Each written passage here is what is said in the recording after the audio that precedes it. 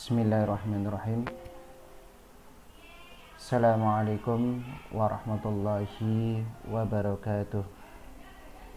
Bismillah, alhamdulillah, la hawla wa la quwwata illa billah, amma ba'du. Selamat pagi anak-anakku semuanya, khususnya yaitu anak-anakku SMK Mitra Karya Mandiri Petanggungan. Alhamdulillah pada kesempatan ini kita bisa berkumpul lagi, yaitu dalam pembelajaran online untuk kelas 11 ya. Setelah kemarin juga di bab pertama, yaitu kita juga sudah membahas ya materi bahasa Indonesia. Nah, ini nanti kita akan membahas lagi yaitu di materi bab kedua. Nah, namun sebelum itu, sebelum ke pembelajaran ataupun ke materi pembelajaran, terlebih dahulu marilah kita berdoa bersama-sama sesuai dengan kepercayaannya masing-masing. Berdoa mulai.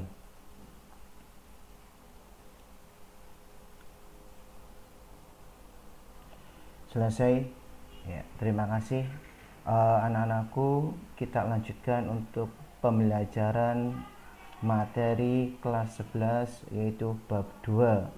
Sebelum ke pembelajaran, Bapak tidak henti-hentinya yaitu selalu mengingatkan kepada kalian tetap menjaga kesehatan kalian ya, patuhi protokol kesehatan kalian. Jika memang ada kepentingan yang sangat mendesak, gunakan masker ketika kalian akan berpergian ya, gitu. Oke, kita lanjutkan pembelajaran materi bahasa Indonesia semester pertama, materi bab kedua. Pada materi bab kedua, kita akan mempelajari yang namanya sebuah teks eksplanasi ya, teks eksplanasi. Nah, kita akan mempelajari yaitu yang judulnya teks eksplanasi ya. Nah, teks eksplanasi ini adalah sebuah teks ya yang menjelaskan tentang terjadinya atau terbentuknya suatu fenomena alam ataupun sosial, ilmu pengetahuan, budaya dan lainnya. Nah, pada teks eksplanasi juga ini nanti Bapak akan membahas yaitu berbagai contoh teks eksplanasi ya, teks eksplanasi yang berkaitan baik itu dengan fenomena alam ataupun kejadian yang ada di Indonesia. Nah, eksplanasi ini dalam kehidupan sehari-hari kita sering melihat anak-anakku, yaitu kita sering melihat eksplanasi yaitu fenomena alam. Misal ketika kalian melihat sebuah pelangi, itu juga termasuk sebuah teks eksplanasi. Kenapa terjadinya pelangi ya, setelah hujan misalnya itu ada biasanya terbentuk sebuah pelangi. Nah, ini juga nanti akan Bapak jelaskan lagi lebih rinci lagi yaitu pengertian eksplanasi.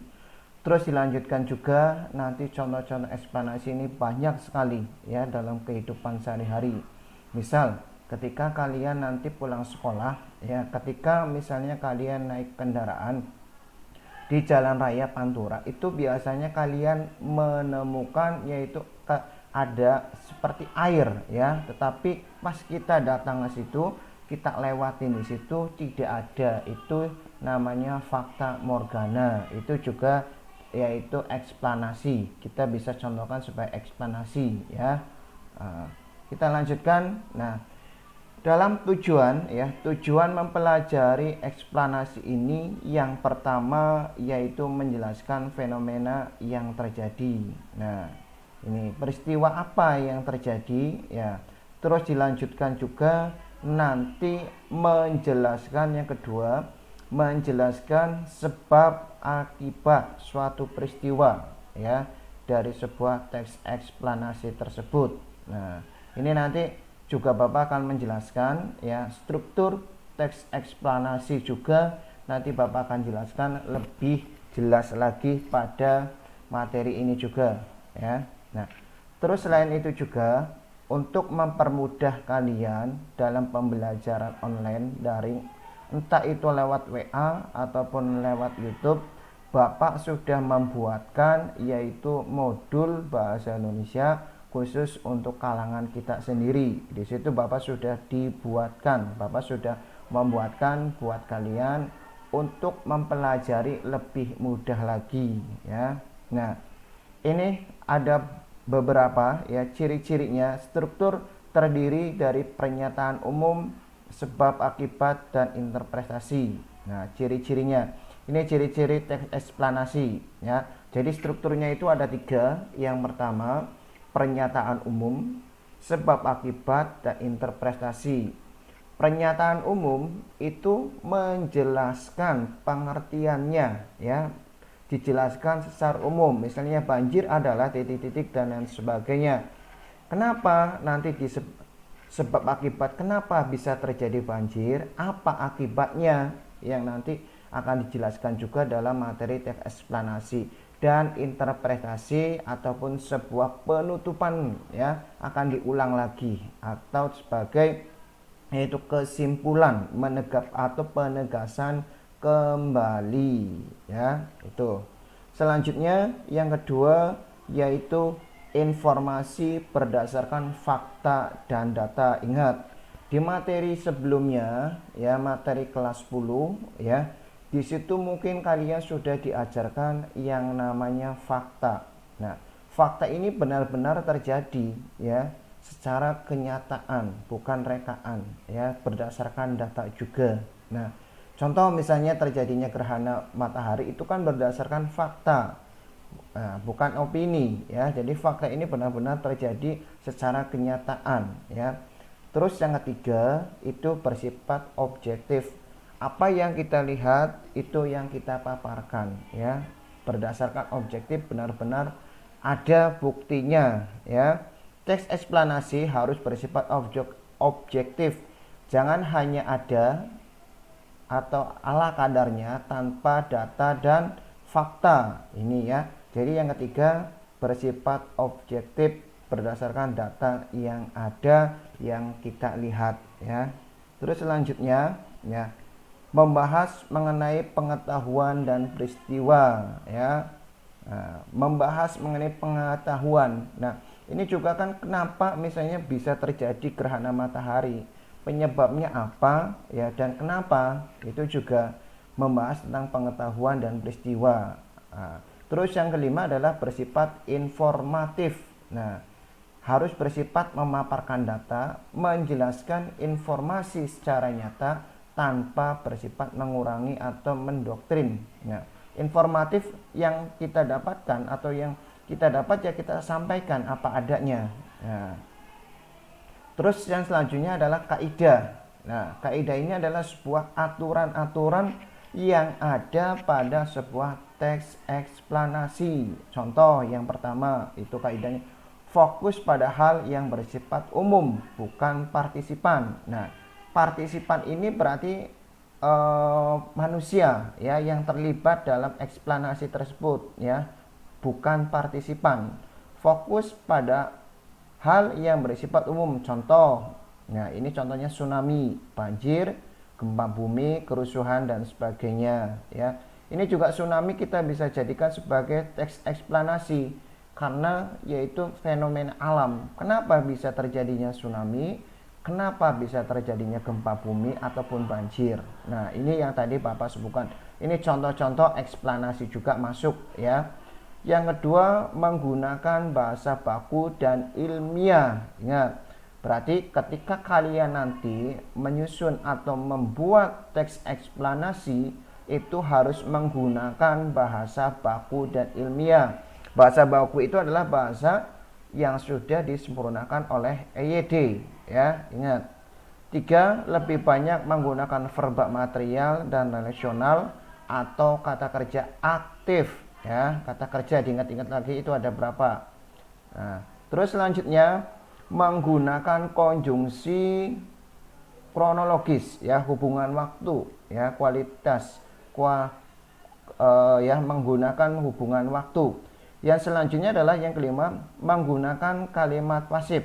Kalimat yang subjeknya berperan sebagai korban yang dikenai suatu tindakan predikat pada kalimat ini misalnya berimbuhan di atau ter, ya. Nah, selanjutnya kita membahas yang tadi di pemaparan awal.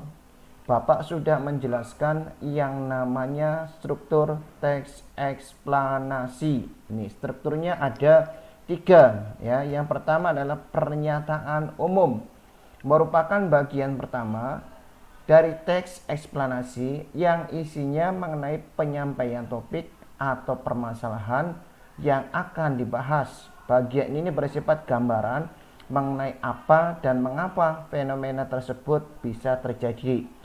Penulisan dari pernyataan umum ini harus menarik agar pembaca mau membaca teks eksplanasi tersebut hingga selesai. Yang tadi banjir misalnya, ya, di pernyataan umum misalnya banjir adalah titik-titik dan sebagainya.